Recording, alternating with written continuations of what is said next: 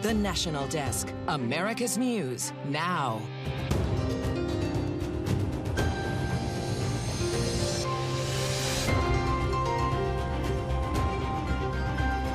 We have not been asked for any data by the Chinese government, and we have never provided it. TikTok back on the chopping block. New action from lawmakers pushing ByteDance to sell the platform.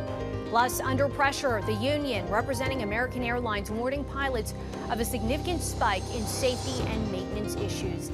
And later, I literally have been applying for jobs that got my identity stolen. crooks targeting job seekers, the popular site they're using to get your personal information. From the nation's capital, this is the National Desk, America's News Now. I'm Dee Dee Gatton. Thanks for joining us. On this weekend edition, we take a look at the big headlines of the week, and we look ahead at what to expect, starting with the four big stories we've been following this week. Tax day was on Monday, but the IRS says Americans aren't getting as many returns as they used to. The average amount taxpayers are receiving back. Weighing economic risks, Fed Chair Jerome Powell speaks on the fight against stubborn inflation, why he says rate cuts could be pushed off even longer. Plus, first findings released, the Hawaii Attorney General's probe into the deadly Maui wildfires, what she says could prevent a similar disaster from happening again. But first, tensions rising in the Middle East. New details on an apparent Israeli strike in Iran. Early Friday morning, Israel launched an apparent retaliatory strike near a military base in Iran. According to U.S. officials, the strike was limited and only 3 missiles were fired. The Israelis appeared to target an air defense radar site that protects a nuclear facility, signaling that the country was capable of striking back but is not looking to escalate the situation. A potential TikTok ban is back in focus on Capitol Hill this week. The House is now tying legislation that would force a sale of the app to a foreign aid package. The National Desk, Atra El-Nashar, has a look at where things stand and how China is lobbying Washington against it. A new strategy to force a sale of TikTok or see it banned could put it on a fast track to the president's desk. Good afternoon, everybody. As House Speaker Mike Johnson moves ahead with legislation to provide aid to Ukraine, Israel, and Taiwan, it's expected to be accompanied by an updated bill to force TikTok to be sold from its Chinese parent company, ByteDance, or be banned in the U.S. The bill is passed. A bill on this already overwhelmingly passed the House last month, and it's been sitting in the Senate ever since. Some key players like Commerce Committee Chair Maria Cantwell are now on board since the updated bill gives ByteDance more time to divest. In public, TikTok CEO Xiao Chu attempts to distance the company from the Chinese Communist Party. TikTok is a company that's now headquartered in Singapore and Los Angeles. Refuting warnings from the U.S. intelligence community that because ByteDance is based in China, the CCP can force it to hand over American user data to use against U.S. interests. Senator, we have not been asked for any data by the Chinese government, and we have never provided it. A new report sheds light on China's efforts to keep TikTok running in the U.S. According to Politico, the Chinese embassy has been holding meetings with congressional staff in which they downplayed the national security concerns with TikTok, and staffers tell Politico sought to claim the company as Chinese. The Chinese embassy did not deny the meetings occurred and told Politico it tries to tell the truth about the TikTok issue.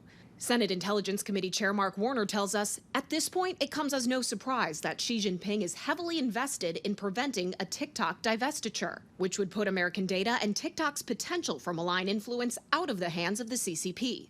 TikTok told Politico it was not aware of the meetings. But what's obvious to anyone who turns on a TV these days are TikTok's efforts to lobby the public with ad campaigns featuring the hashtag #KeepTikTok, framing the ad as a force for good instead of a threat to national security. On Capitol Hill, I'm Atra El-Nashar for the National Desk, America's News Now.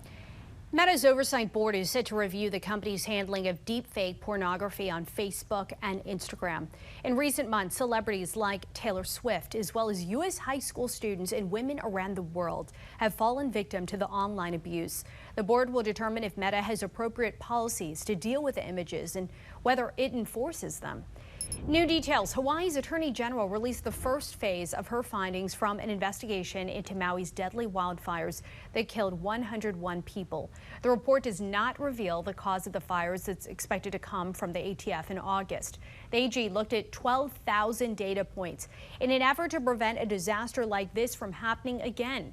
Meantime, a new 84-page report by the Western Fire Chiefs Association blames poor communication and blocked evacuation routes.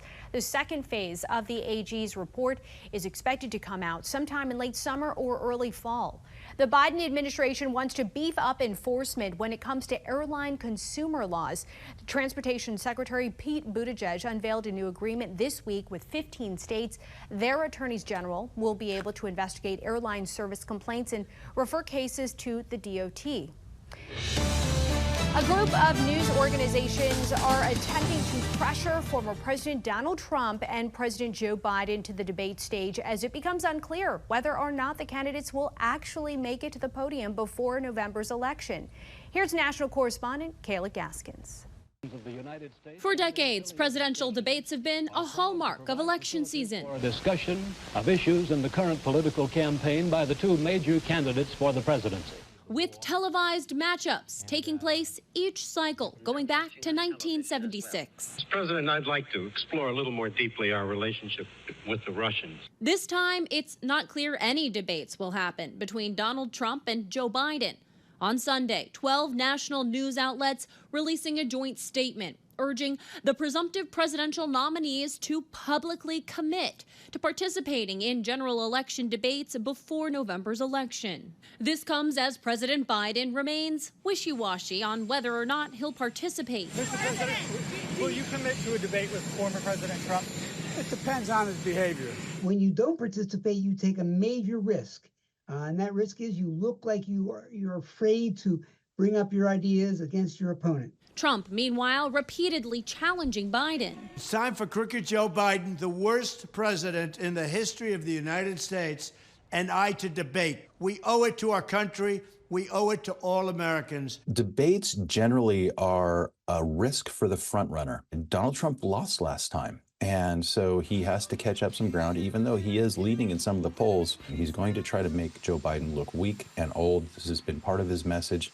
Trump also hasn't publicly committed to any debates, which are already scheduled. The first set for September 16th in San Marcos, Texas, the second October 1st in Petersburg, Virginia, and the third October 9th in Salt Lake City, Utah. The statement released by news organizations did say that while it's too early for official debate invites to be sent out, it's not too early for presumptive nominees to publicly state their support and intention to debate. I'm Kayla Gaskins reporting for the National Desk, America's News Now.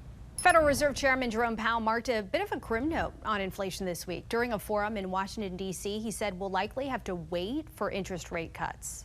The recent data have clearly not given us greater confidence and instead indicate that it's likely to take longer than expected to achieve that confidence. That said, we think policy is well positioned to handle the risks that we face. And that's a reference to the most recent inflation report, which shows price increases running at 3.5% off the near double-digit highs of 2 years ago, but drifting higher. Americans aren't getting as many tax refunds as they used to, and it could be a problem for the IRS.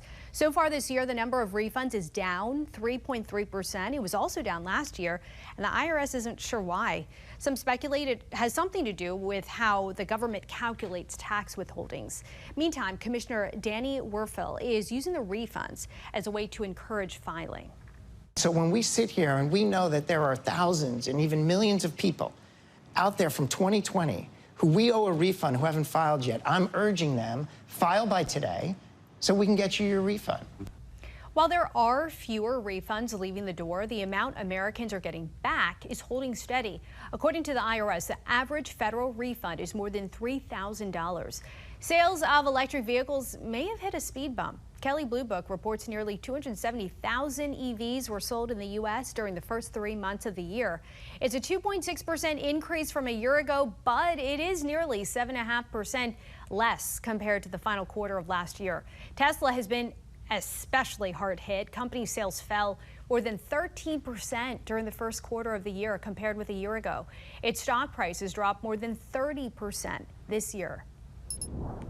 Young men struggling with mental health and are often overlooked and go untreated. I'm with Connor from the Fact Check team. Last year, the CDC released a report about mental health issues affecting men and women. What did that say? Well, Dee Dee, it analyzed trends among younger Americans throughout the years and found that in 2021, 57% of girls described themselves as sad or hopeless, compared to just 29% of boys. And it found that girls were twice as likely as boys to consider or even attempt suicide.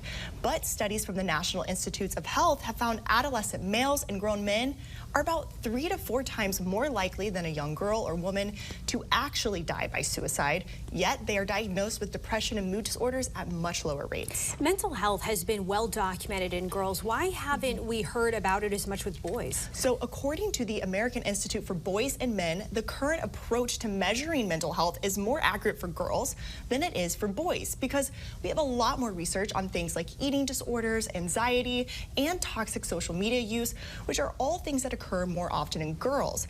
But mental health issues look different in males in areas that aren't as heavily researched, like problematic gaming, exposure to violent pornography, or compulsive online gambling. Oh, that's really interesting. And then another layer to this, Connor will be back with us in just a bit to discuss antidepressant prescription rates in the U.S. Coming up next here on the National Desk, America's News Now. High interest rates impacting the housing market. The ripple effect reported in new numbers for March.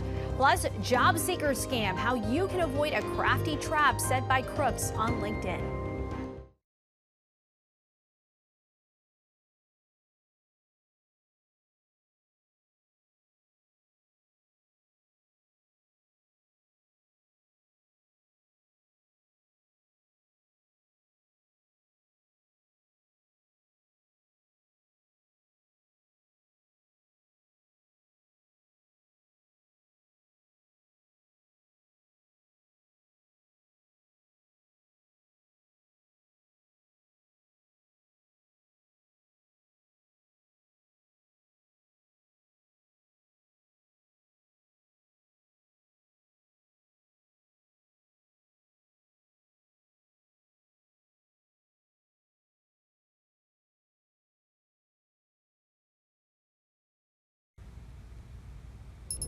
In your money, home sales slowed last month as buyers face high mortgage rates and rising prices. Sales of previously owned homes dropped 4.3% in March from February to a seasonally adjusted annual rate of 4.19 million units. It marks the first monthly decline in sales since December. The median price of an existing home sold in March was nearly $394,000.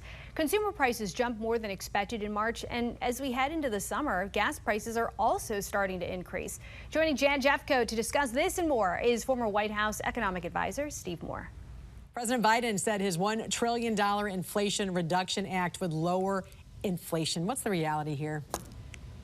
Well, Jan, I hate to say I told you so, but I've been saying for many months that we're not out of the woods on inflation. And of course, that report that has just come out shows that inflation is rising again. And so just to review, when Trump left office, we were at about 1.5% inflation. And then 18 months later, we were at 9% inflation. And now we're back to inflation rising somewhere between 4.5% and 5%.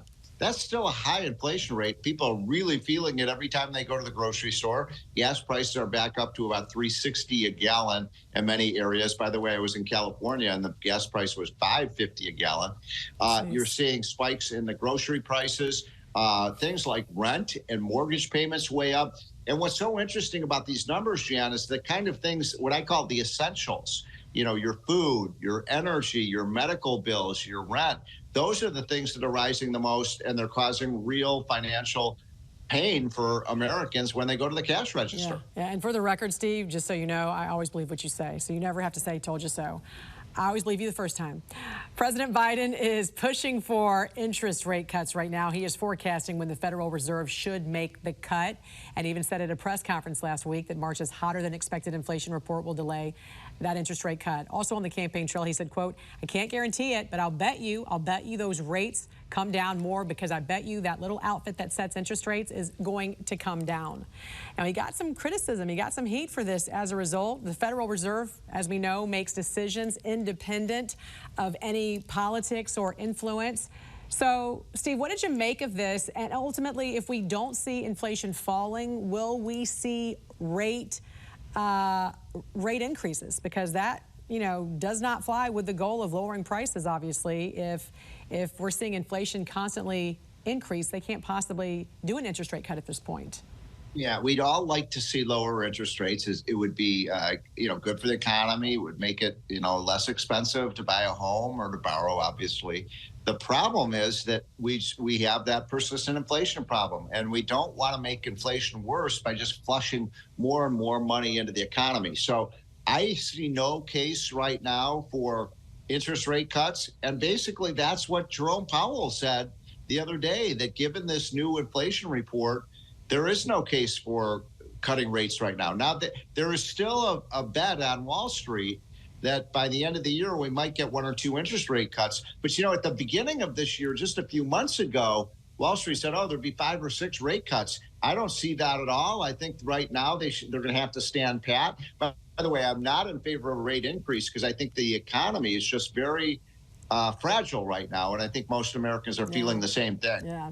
It's going to be a fine balance there, and really for the feds to make those kinds of decisions, because I agree with you. I think that people do not want to see interest rates go up anymore.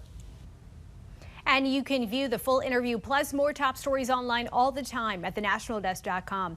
A new scam is now targeting job seekers on LinkedIn. Some victims have even had their identity stolen. National correspondent Janae Bowens explains how to avoid becoming a victim. Kira Momini told her followers she was desperate for work, so she didn't think it was strange when who she thought was a job recruiter asked her for a background check before an interview. I literally have been applying for jobs. I got my identity stolen through a LinkedIn ad. Of course, Momini never got that job interview, and LinkedIn admits scams are a problem for the platform. So now they have my social, my driver's license, my face scan. My bank called me and I had like $2,000 taken out of it. That was marked for fraud. The Better Business Bureau estimates 14 million people are exposed to employment scams every year, costing folks $2 billion. Now, when it comes to LinkedIn, they are beefing up security. Now, a recruiter can actually become verified on LinkedIn. There's a little gray badge right next to their name, and it says right under their name, verified recruiter. But with artificial intelligence helping scammers make job ads look more authentic, job seekers must be vigilant. You should never give someone who is saying that they're a recruiter information like your social security number, or give them information like your bank account information. So you don't end up like Momini. Be careful out there. I just kind of want to spread this. Make sure people can hear my story, to hopefully it doesn't happen to them. Experts say you should make sure a recruiter's email address matches up with the company they say they work for. Also look for typos and messages, and be suspicious if you only talk to one person during the interview process. I'm Janae Bowens reporting. A Supreme Court decision is making it easier for workers to sue their employer for discrimination if they're transferred against their will. The case was brought by a St. Louis police sergeant. She was originally assigned to work weekdays in plain clothing. When reassigned, she had to work some weekends, wear a police uniform, and lost her FBI credentials. The decision determined workers only have to show that the transfer resulted in some harm, not necessarily significant, to prove their claims. Just ahead, a burglary investigation uncovering a massive theft ring in Florida. How police were able to piece together previously unconnected crimes. Plus, sacrificing safety for selfies. Brand new video showing a group of people pulling bear cubs from a tree.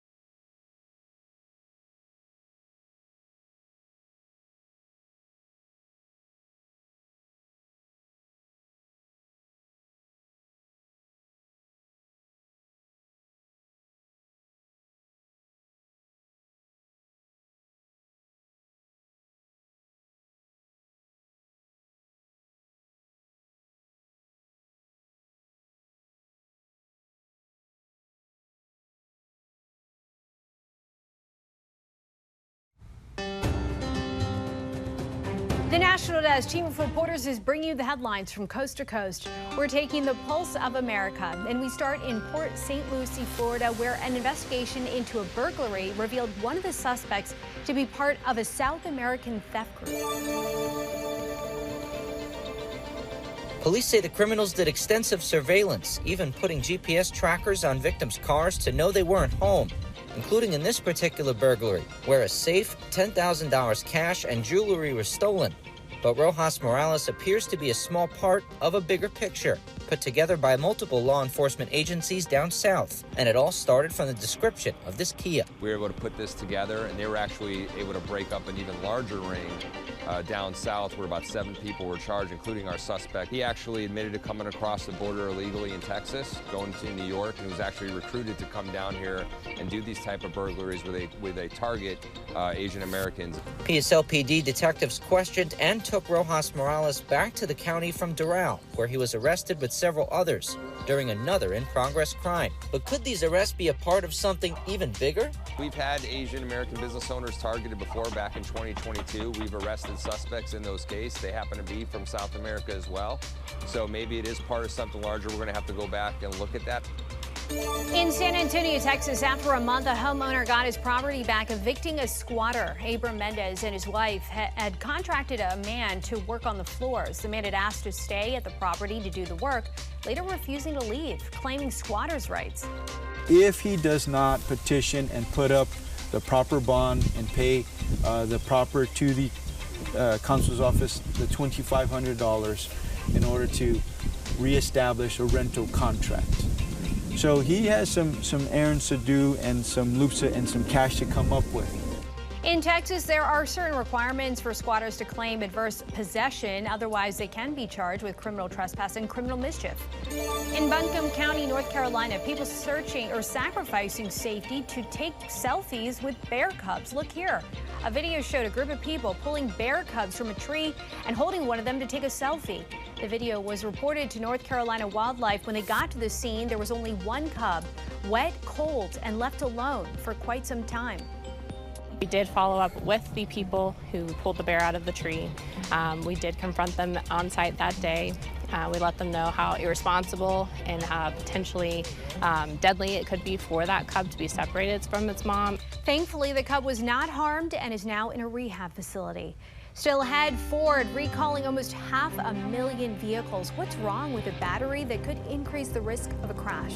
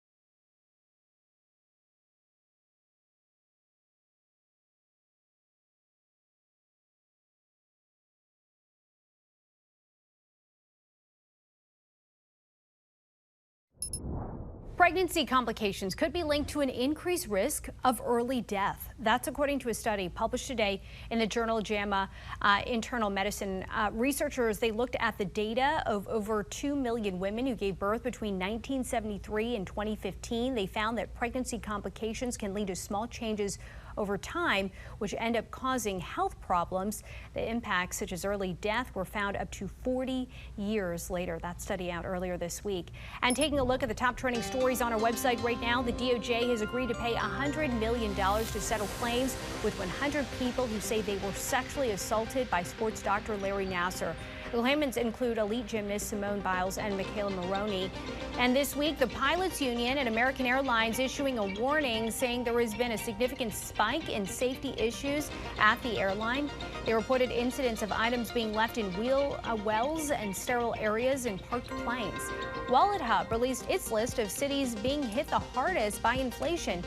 Honolulu, Hawaii came in first, followed by Miami, Riverside, California, and St. Louis, Missouri. Those stories and much more available right now at thenationaldesk.com. Ford is recalling more than 450,000 vehicles over a battery risk. The recall affects certain 2021 through 2024 Bronco Sport and 2022 through 2023 Maverick vehicles. According to the National Highway Traffic Safety Administration, an undetected low battery charge in the vehicles could result in a loss of electrical accessories like hazard lights. It could also cause a loss of drive power, increasing the risk of a crash. Dealers will fix the issue for free. The performers who dress up as iconic Disney characters have now filed for a vote to unionize at Disneyland in California. They're also asking Disney to recognize the union they were calling Magic United. More than 2/3 of roughly 1,700 eligible workers signed the petition to seek an election. What these cast members are asking for is a drop in the bucket of the $60 billion you have committed to invest in the experiences over the next several years. In a statement, Disney officials said, quote, "We support our cast members' right to a confidential vote that recognizes their individual choices." Ahead in our next half hour, healthcare hack, changes to healthcare struggles to recover from system outages, the new threat that could put the data of patients in harm's way. Plus, a prolific serial killer and his defense attorney as we approach the 30th anniversary of the execution of John Wayne Gacy, the former attorney for one of the country's most notorious serial killers, discusses never-before revealed details. You're watching the National Desk, America's News Now. You can catch us live weekdays from 6 a.m. to 11 a.m. and 10 p.m. to midnight Eastern Time, and anytime online at thenationaldesk.com. We'll be right back.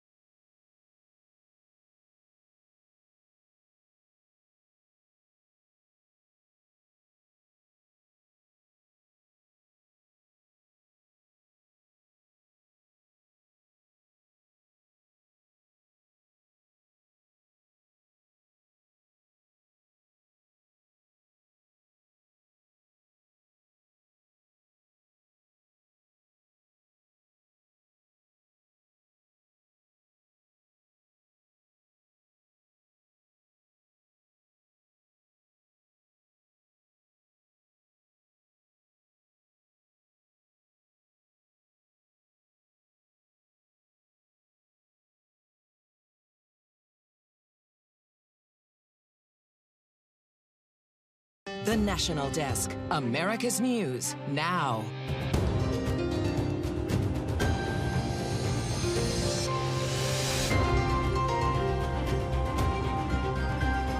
We are a political force in 2024, and I believe that the politicians are listening. Protecting kids on social media, the parents pushing Congress to pass more regulations for big tech companies. Plus, charged with COVID fraud. The couple who received $900,000 from the government and the inappropriate expenses they're accused of using the money for. And later, a new single shot to treat high cholesterol, the technology that could work for patients who have struggled with other treatments. From the nation's capital, this is the National Desk, America's News Now. I'm Dee Gatton, and this week, child online safety was back in focus on Capitol Hill. House members holding another hearing on legislation aimed at protecting kids. The parents in the room, many of whom have lost children to suicide or an overdose, now growing frustrated with Congress's inaction. The National Desk, Atra El-Nashar, explains why Congress is struggling with a solution. In 2021, Sam Chapman and his wife Laura thought one benefit of COVID lockdowns was that their kids were safe at home. Little did they know, a different kind of danger lurked in their 16-year-old son Sammy's phone. A dealer reached out to our son on Snapchat and delivered a lethal dose of fentanyl to our home like it was a pizza after we were asleep. His little brother found him dead the next day on the floor. Since then, Chapman is a full-time activist pushing for the passage of Sammy's Law, named for his son. It would require third-party safety apps on any social media or gaming platform accessible to kids so parents get alerts about dangerous activity. It's one of 10 laws aimed at protecting kids online that were in focus during a hearing Wednesday before the House Energy and Commerce Committee. For years, Democrats and Republicans in Congress have gone after social media companies for allegedly being reckless with child safety. Headline-making hearings, dozens of bills introduced, but no substantial protections have actually become law. Here in Congress, it's hard to pass laws. We can file bills, we can work on all of this, and as you hear, we all agree, but it still takes, the speaker to, at the end of the day, to get the bill to the floor. This Congress has been called one of the most ineffective in history, and little is expected of lawmakers eager to hit the campaign trail. In fact, this week, the House may be taking some of its last major votes before November. Some of the leaders on this social media issue are not running for re-election. You're retiring after this Congress. Is this an issue that you're going to go out swinging, doing everything you can to get something passed into law? Absolutely. It's long overdue, but it's just like we have to act. The powerful tech lobby opposes much of the legislation and advocates for alternative policies that put more onus on parents to monitor their kids. It's really a Sisyphean challenge for a bunch of parents to fight against these big interests, but when you lose a kid, there's nothing that's going to stop you. We are a political force in 2024, and I believe that the politicians are listening. On Capitol Hill, I'm Atra El-Nashar for the National Desk, America's News Now. The cyber attack on United Health Group's subsidiary Change Healthcare has proven costly. According to the company, the hack cost them up to $1.6 billion. The attack disrupted payments to doctors and health centers nationwide that serve more than 30 million poor and uninsured patients. This is a ransomware group has allegedly published some of the stolen data on the dark web. That group is now threatening to sell more unless a second ransom is paid. Another group took credit for the attack earlier this year, but disappeared along with a $22 million ransom. Major book publishers are backing a lawsuit against Iowa's book ban. According to the Wall Street Journal, groups like HarperCollins and Simon & Schuster joined the lawsuit this week. The lawsuit was filed by Penguin Random House in November and targets parts of the law that bans books referencing sex acts from schools. The law also bans books that address gender identity or sexual orientation. The lawsuit has prevented the ban from going into effect. Meantime, Florida Governor Ron DeSantis has now revised the state's current book removal law. The House bill the governor signed into law limits people who don't have children in a school district from reporting more than one book per month. The move comes as book banning is on the rise at schools across the nation.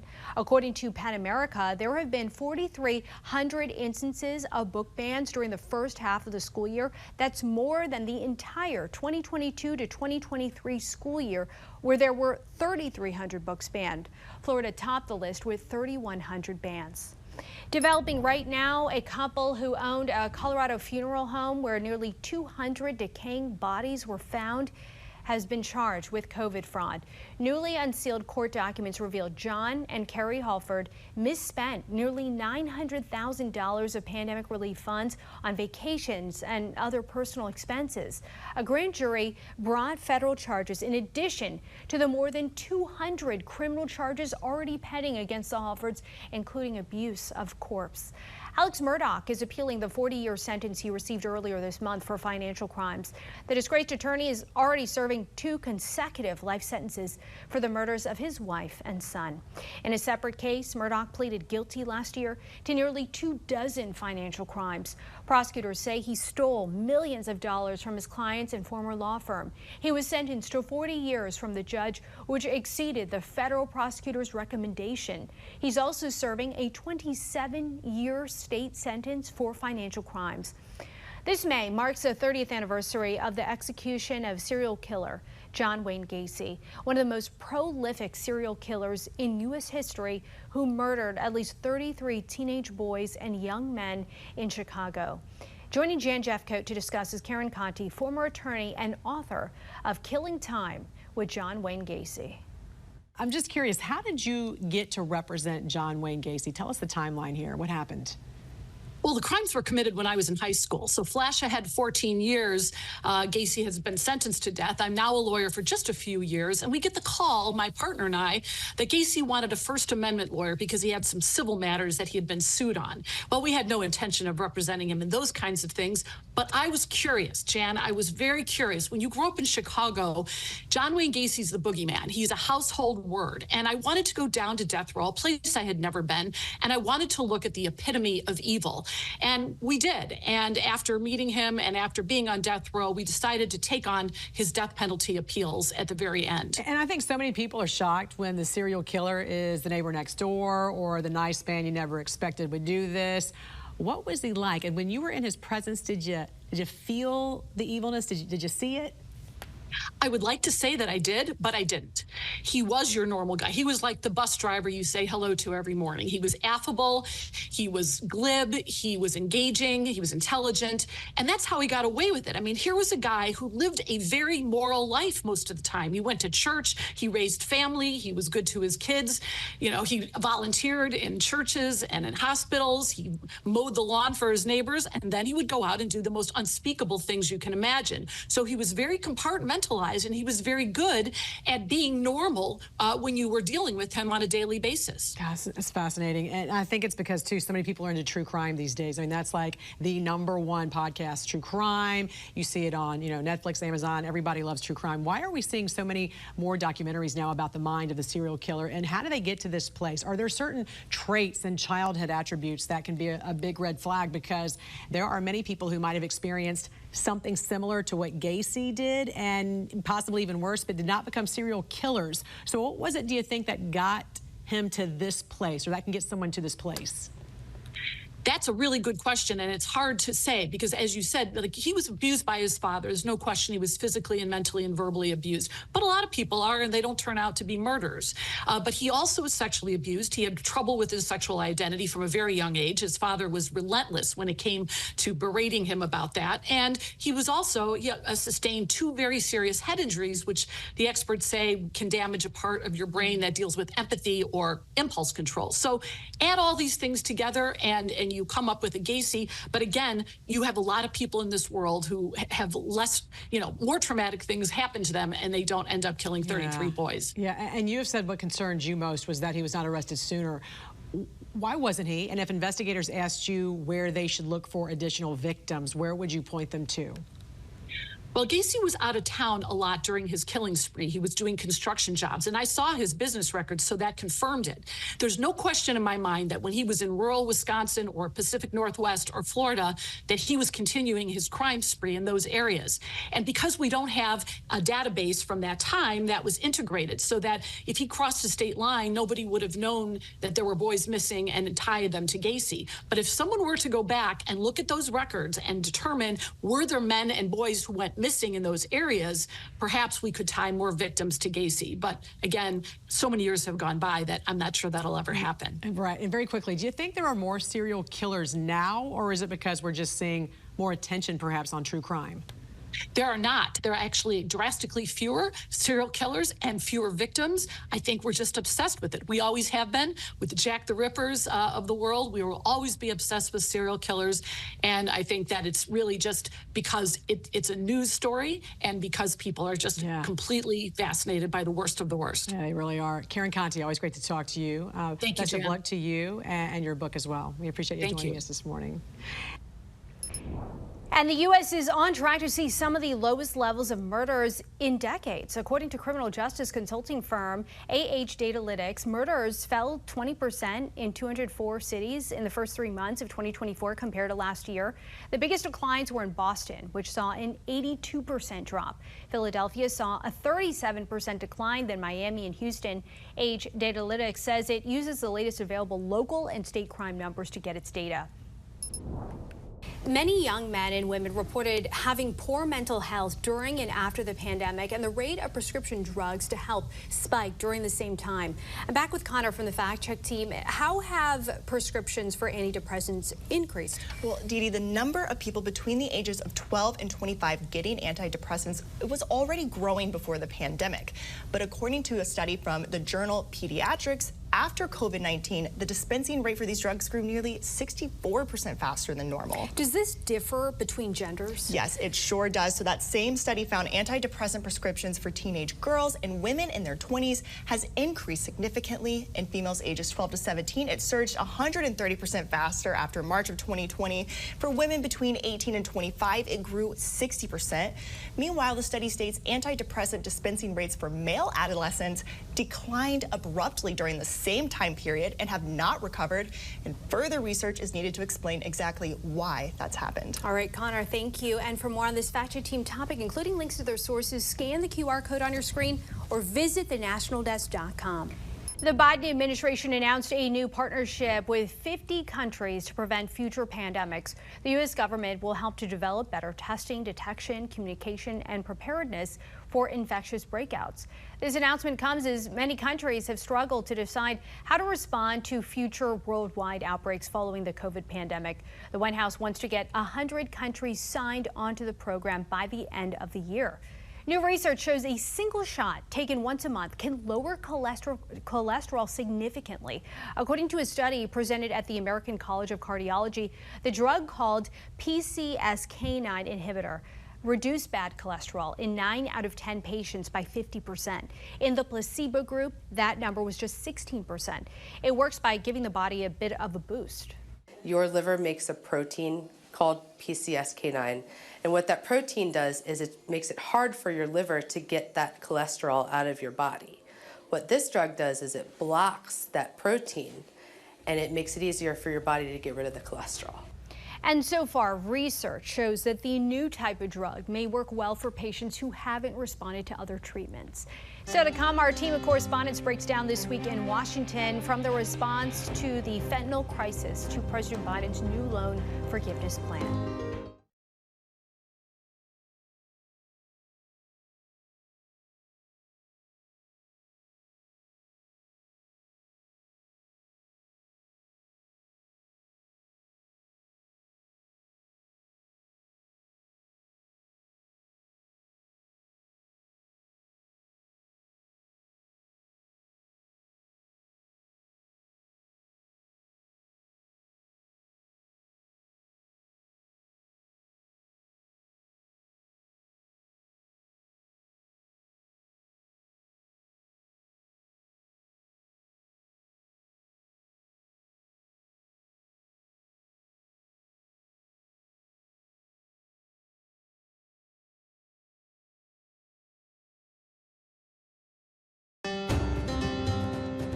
And welcome back. Our Washington Bureau covers the nation's capital every day, reporting on the important issues facing the country and how they impact you. Our team of correspondents is here to share their insights on the stories they've been covering. National correspondent Atra Elnishar, you've been on Capitol Hill covering a couple of issues that are intertwined, the fentanyl crisis and keeping kids safe online. Tell us about your reporting this past week. Yeah, Steve, these are two issues that both sides of the aisle, A, agree need to be addressed, and B, agree on how to address them for the most part. There's been hordes of bipartisan legislation to address the fentanyl crisis and China's alleged role in it, and also social media and giving parents more tools to oversee their child's activity. I talked to 2 different parents this week who are among dozens, maybe even hundreds on the Hill this week, who have lost kids to these issues. And they are basically speechless. They're out of words for why Congress hasn't actually passed anything into law. So I pressed lawmakers on this. I said, you guys know how to fix it. You've got the legislation written to do it. It's been introduced. Why isn't the ball moving? Kids are dying. And these parents are really, really discouraged by this. And what lawmakers told me is that it's a hard job, and it's just not a priority in this Congress. If you look at what the House has done this week, it's been all about Ukraine aid, Israel aid, and aid to Taiwan. And these life and death issues for American families just aren't a priority. It doesn't mean things won't happen in the future, but right now it doesn't look like anything's going to get done in this Congress. Right, and you could hear and see the frustration in the parents' faces that you talked to. Meanwhile, President Biden's student loan forgiveness plans are back in the news again. National correspondent Matt Galka, what's the latest there? Well, it's no secret, right, Steve? The president has tried to make student loan forgiveness a big part of his administration, his time in office. He's been turned away by the Supreme Court once, but if at first you don't succeed, try again. They're out with a new plan that would cancel around $7 billion worth of student loan debt for over 200,000 other student loan borrowers. And most of this is through accrued interest. But it wouldn't be just a one-off $7 billion cancellation. The Wharton Business School came out with a projection that if you cancel that accrued interest that they're looking to cancel, that would actually end up costing $500 billion over the next decade because, again, that interest is no longer accruing. So the old phrase is there's no such thing as a free lunch. Well, if you keep canceling student loan debt, somebody's going to have to pay, and it's usually the rest of the taxpayers. Sounds like we're going to hear from the Supreme Court potentially again on this issue, something they weighed in on last year. Meanwhile, national correspondent Kayla Gaskins, National Public Radio accused of liberal bias by one of their own longtime employees in their news coverage. What is the story there, and what's the fallout? So, Steve, the fallout is a 25-year veteran of NPR. He was actually senior editor of their business section, and he up and quit this week, handed in his resignation letter over what he sees as NPR's extreme liberal bias towards their news coverage. And that, he says, has only happened in recent years. But, Steve, to understand what happened this week, we have to understand how we got here. So a few weeks ago, this senior editor, Yuri Berliner, he wrote his own article that was published in the Free Press, and it was pretty scathing. If you read it, pretty accusatory of NPR and some of their practices that he traces back to when Donald Trump was elected and how they've covered some big stories, like the fact that they didn't cover Hunter Biden's laptop, just saying it wasn't a news story that was worth their time when time showed the story did have some teeth to it. He also slammed NPR's coverage of COVID-19, saying that the liberal slant of the whole newsroom impacted the way that they covered, say, the lab leak theory. So he laid out what he sees as problems in NPR's coverage. Well, NPR did not respond to that very well. You can imagine how his bosses felt about it. They gave him a 5-day suspension without pay. And now before NPR could say fire him, he quit. And this goes into how he says NPR has lost America's trust over the past few years. And this is something that has really played a role in the media, in American politics, and really in our society as a whole, Steve. And NPR executives and leaders are standing by their reporting and saying that what he is suggesting or alleging is not really true about their coverage. It's worth pointing out. Kayla Gaskins, Matt Galka, Afra El-Nashar, thank you all for your hard work. Back to you. Up next here on the National Desk, the largest employer in Austin announcing resignations and layoffs, how the move is impacting the labor market in Texas, plus downtown disaster, growing outrage from Seattle residents concerned about open-air drug use they say is spurred by a homeless encampment.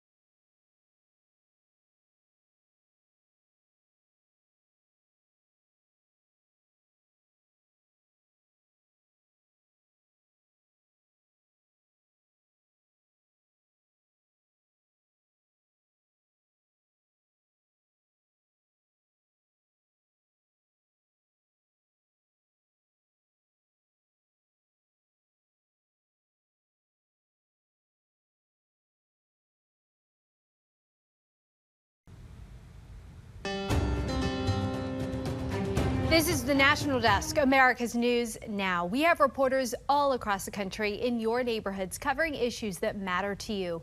From concerns over dangerous homeless encampments not being removed in Washington state to Ohio students turning to the trades instead of college. We're taking the pulse of America, but we start with the largest private employer in Texas announcing a fresh round of layoffs.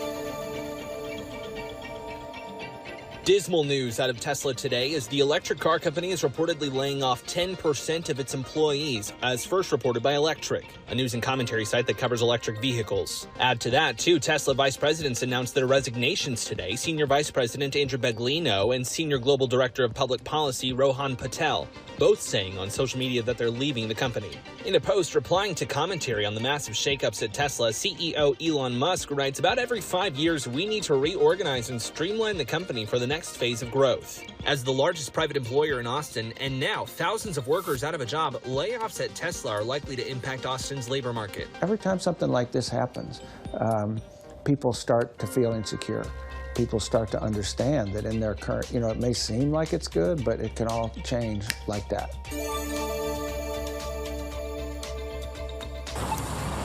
The row of tents sits on Harrison Street, which is a main arterial between Seattle Center, Climate Pledge Arena, and South Lake Union apartments and offices. Yet this strip has been allowed to grow in recent weeks, perhaps purposely set up off a sidewalk and on state property. One resident told us he's been using fentanyl here, but would like a housing option. He says the city has not offered one. Councilmember Bob Kettle, who represents this Seattle district and came into office on eliminating these kinds of issues, told me it's another example of the permissive nature of the city that has not changed with the new council. Encampments at one point become a danger. It becomes a drug market, it becomes a stolen goods market. We have to engage with these folks with compassion, do the right thing in terms of finding alternate places. The numbers are fairly dramatic across the country. There were 14.7 million university students nationwide in 2014. In 2023, that number dropped to 13.9 million, down nearly 10%. In Ohio, it went from 419,000 students down to 356,000, a 15% decrease. The main reason, say higher education experts, the education cliff. Another reason for the drop is pure economics. Parents realizing that they can't afford college and what are the alternatives. The great thing about career technical education is that we have 32 different programs that provide a pathway right to careers and to higher education if they so desire. Flathead Axe, we use this for a lot for forced entry or for like cutting holes in floors or roofs for ventilation. These three firefighting students will graduate from high school with guaranteed high-paying jobs. Anywhere from the $60,000 to $80,000 range. It's pretty good for someone who has not attended a four-year university. Yes, it is. I want to save lives, make a difference in my community. Still ahead here on the National Desk, the stories making headlines next week. The Supreme Court is in session. We'll explain the three big cases that they're set to decide.